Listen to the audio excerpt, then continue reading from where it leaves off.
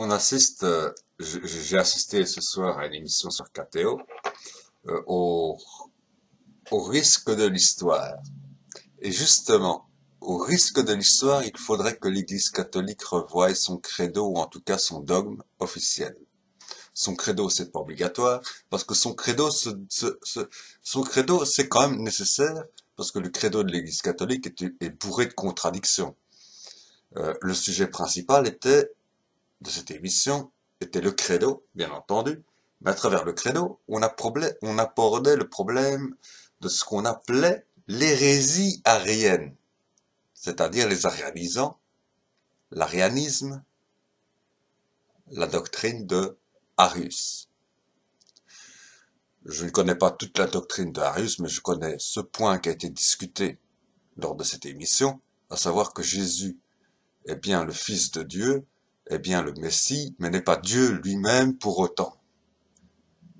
Bon, ce qui contredit bien évidemment le dogme, non pas le dogme catholique originel, celui d'avant Constantin, mais le dogme de Constantin Ier, qui est, et qui je remercie l'historien qui était présent, euh, même s'il était catholique, mais c'est un historien quand même, qui était présent lors de cette émission. Il a été suffisamment honnête pour reconnaître que Constantin Ier a été le premier pape à proprement parler, qu'avant il n'y avait pas de pape, il y avait des évêques de Rome. Ce n'est pas la même chose, exactement la même chose.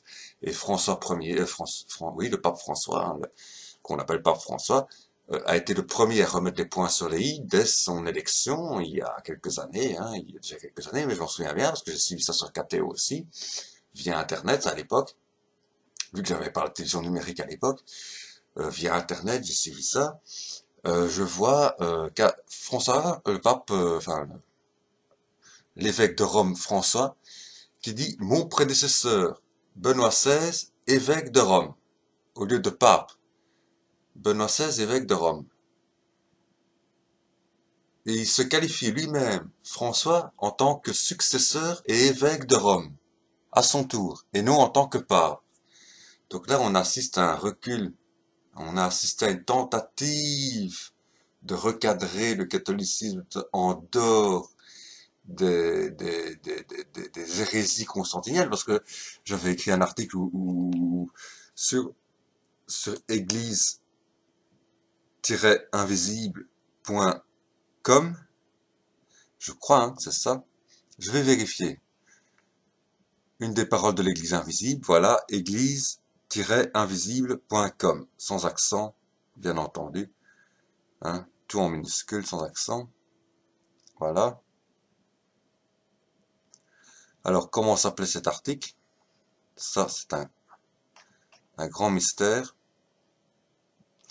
Oui, oui, oui.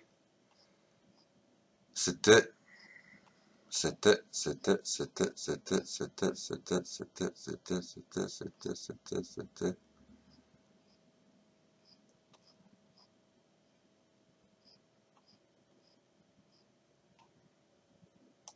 Alors, je ne critique pas le catholicisme, hein, il faut le savoir. Je ne critique pas le catholicisme dans son ensemble. Pour moi, l'Église catholique est tout à fait nécessaire, de par sa place et de par sa puissance. Voilà, l'article s'appelait Constantin, hérétique, point d'interrogation. Rédigé le 29 novembre 2019. Enfin, publié le 29 novembre 2019, mais tiré d'un ancien blog qui datait d'il y a bien plus longtemps. Donc, voilà. En fait, simplement, Constantin introduit une hérésie qui veut que Jésus est Dieu, parce que Constantin, en tant que de culture païenne, ne s'étant pas fait baptiser chrétien directement, notons-le, il s'est fait baptiser chrétien seulement à sa mort. Ah, seulement sur son lit de mort, il s'est fait baptiser chrétien. Lorsqu'il est pape, lorsqu'il se fait nommer pape, en tant qu'empereur, donc, hein, il a la puissance militaire et financière pour se faire nommer pape, lorsqu'il achète contre le massacre total de tous les chrétiens, hein, lorsqu'il achète, ou lorsqu'il dit, ou c'est le massacre total de tous les chrétiens, ou je deviens pape, lorsqu'il dit ça, et qu'il achète sa papauté, eh bien, il introduit, il n'est pas encore baptisé au christianisme, il ne se fera baptiser au nom du Père, du Fils et du Saint-Esprit que sur son lit de mort, eh bien, il est de culture païenne. Et donc, il ne peut pas comprendre que le fils d'un Dieu ne soit pas lui-même un Dieu. Le fils, comme on dit, c'est marqué dans la Bible, hein, je n'invente rien. Jésus, fils de Joseph, fils d'un tel, fils d'un tel, fils de David, fils, fils d'un tel, fils d'un tel, fils d'Adam, fils de Dieu. Donc Adam est lui-même considéré comme le fils de Dieu. Et Adam est le fils et le père de toute l'humanité. Mais pourquoi c'est pas le fils biologique? On sait bien ça. C'est ça que les musulmans ne comprennent pas que lorsqu'ils disent ce n'est pas le fils de Dieu n'a pas de fils. Si, il a des fils, c'est toute sa créature, c'est toute sa création. Toute sa création est fils de Dieu. Hein, en grosso modo. Hein, bon. Et l'humanité, encore plus, parce que l'humanité a reçu l'esprit. Hein, qu'on appelle, chez les chrétiens, Esprit Saint. L'Esprit Saint qui est dans le cœur. L'esprit du cœur. Hein, c'est l'esprit gravé, des lois gravées dans le cœur, qui sont les lois de l'Esprit Saint. Bon. Lorsqu'on fait quelque chose de malhonnête, on sait que c'est quelque chose de malhonnête. Ça, tout le monde le sait. Voilà. Parce que les lois de l'Esprit Saint sont gravées dans le cœur. Tout simplement. Bon. Alors.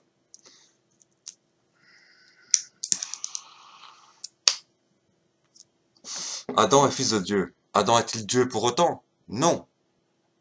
L'humanité n'est pas Dieu pour autant. Et pourtant, toute l'humanité a le Saint-Esprit en lui. Saint-Esprit qui procède de Dieu. Tout comme Jésus procède de Dieu. Jésus procède de Dieu. Ça, je veux bien, on est d'accord. Tout être humain procède de Dieu. Ne fût-ce que par le Saint-Esprit déjà, mais ne fût-ce que parce qu'il est création de Dieu. Et toute plante procède de Dieu. Toute étoile procède de Dieu. Ça ne veut pas dire que ce sont des dieux pour autant. Ça me paraît évident. Mais à Constantin, ça ne paraît pas évident. À Constantin, le fils d'un dieu est un dieu lui-même. Voilà. Alors,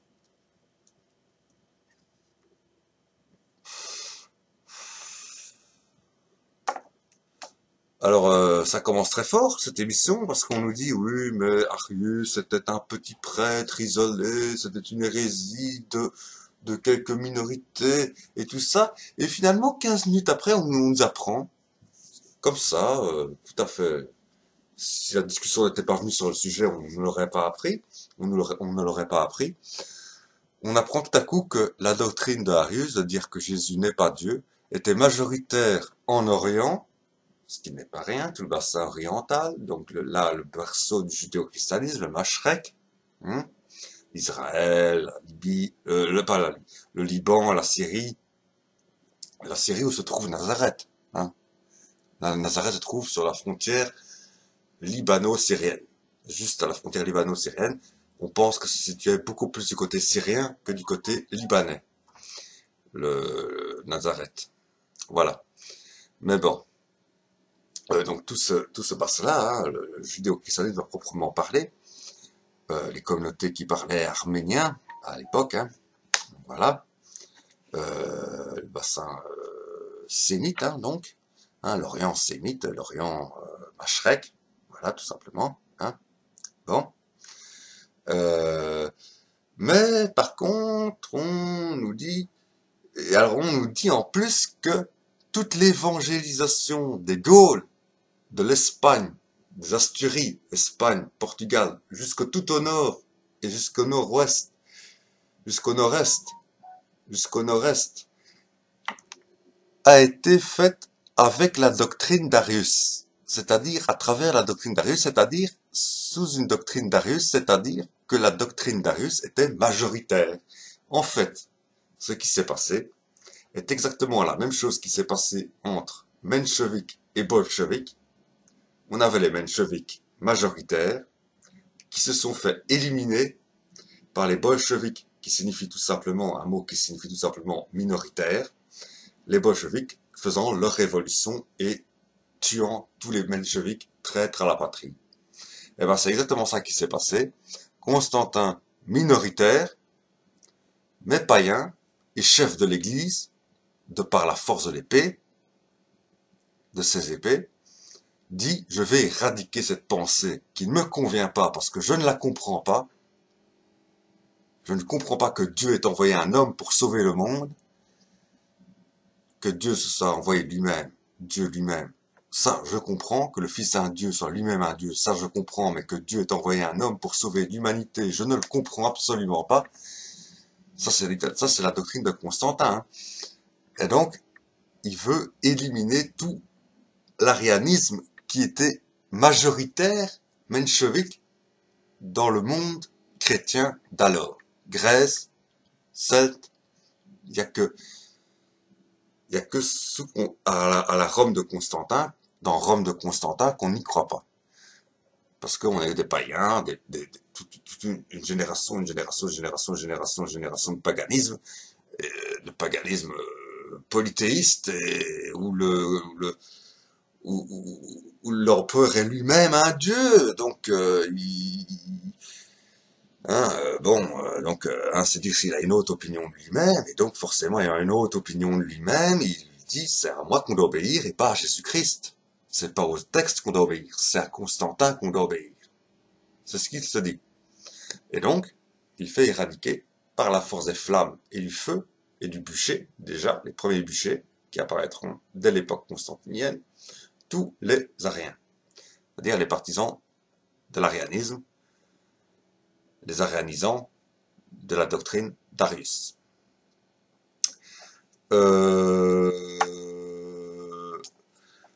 Il y a au moins plusieurs indices que Jésus n'était pas Dieu dans les textes, et ne fût-ce déjà que dans le credo, le fameux credo catholique actuel.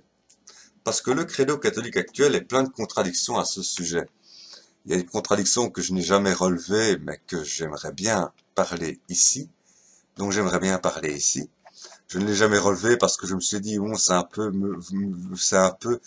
tellement facile que ça en devient un mauvais jeu, que ça en devient, comment dire, hein, je tape sur une ambulance, en quelque sorte, hein, je tape sur une ambulance, c'est-à-dire que lorsqu'on récite le credo à l'église catholique, on dit, Jésus, Dieu, né du vrai Dieu, donc Dieu, né du vrai Dieu, donc Jésus-Christ est Dieu, ok, bon, soit, admettons. Deuxième partie du credo, vers la fin de la deuxième partie du credo, on dit, et le troisième jour il est ressuscité, puis il est monté au ciel, où il siège à la droite de Dieu le Père. Donc on a un Dieu né du vrai Dieu qui siège à la droite du vrai Dieu. On a un Dieu le Fils qui siège à la droite de Dieu le Père. Dans un monothéisme, excusez-moi, ça fait deux dieux, Dieu le Fils, Dieu le Père, qui siègent côte à côte. Ça fait un Dieu de trop dans un monothéisme, parce qu'il y en a deux là, du coup, de Dieu. Ça fait un Dieu de trop. Pour un monothéisme, ça fait un Dieu de trop. Excusez-moi. Il faut clarifier cette position. C'est pas très clair. Bon. Sinon, un indice que Jésus n'est pas Dieu, c'est ses prières incessantes. Qui Jésus prie-t-il incessamment s'il est Dieu lui-même? Dieu se prie-t-il lui-même? Ça vire à la schizophrénie, ça vire. Hein. Et je conseillerais donc à tout le monde de lire l'évangile de Matthieu au chapitre 26, les versets 36 à 42, et principalement les versets 39 et 42. Voilà. Donc l'évangile de Matthieu, chapitre 26, versets 36 à 42, il s'agit de la prière à Gethsémanée. Je crois qu'elle est emblématique.